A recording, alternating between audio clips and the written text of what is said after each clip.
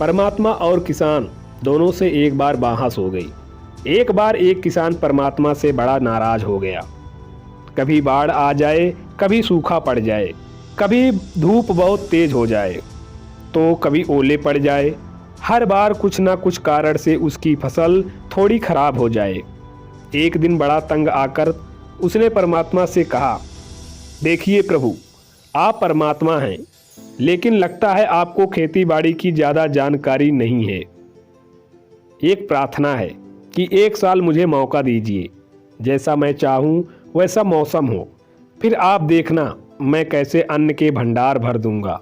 परमात्मा मुस्कुराए और कहा, ठीक है, जैसा तुम कहोगे वैसा ही मौसम दूंगा, मैं दखल नहीं करूंगा। किसान ने गेहूं की फसल बोई। जब धूप चाही तब धूप मिली, जब पानी चाहा तब पानी मिली। तेज धूप, ओले, बाढ़ आदि तो उसने आने ही नहीं दी। समय के साथ फसल बढ़ी और किसान की खुशहाली भी, क्योंकि ऐसी फसल तो आज तक नहीं हुई थी। किसान ने मन ही मन सोचा, अब पता चलेगा परमात्मा को कि फसल कैसे करते हैं। बेकार ही इतने बरस हम किसानों को परेशान करते रहे। फसल काटने का समय भी आया।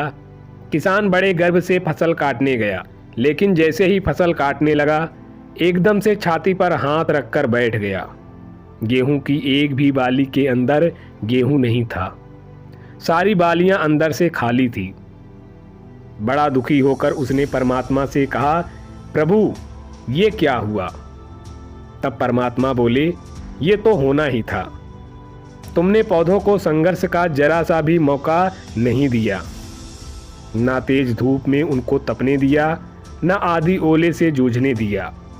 उनको किसी प्रकार की चुनौती का एहसास जरा भी नहीं होने दिया। इसलिए सब पौधे खोखले रह गए। जब आंधी आती है, तेज बारिश होती है, ओले गिरते हैं, तब पौधा अपने बल से ही खड़ा रहता है, तो अपना अस्तित्व बचाने का संघर्ष करता है। और इस संघर्ष से जो बल पैदा होता है, वो ही उसे शक्ति देता है, ऊर्जा देता है, उसकी जीवटता को उभारता है।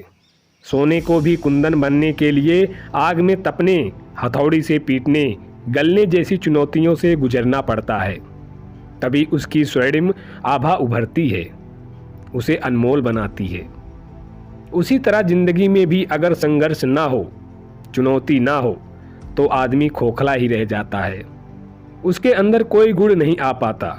ये चुनौतियां ही है जो आदमी रूपी तलवार को धार देती है, उसे सशक्त और प्रखर बनाती है।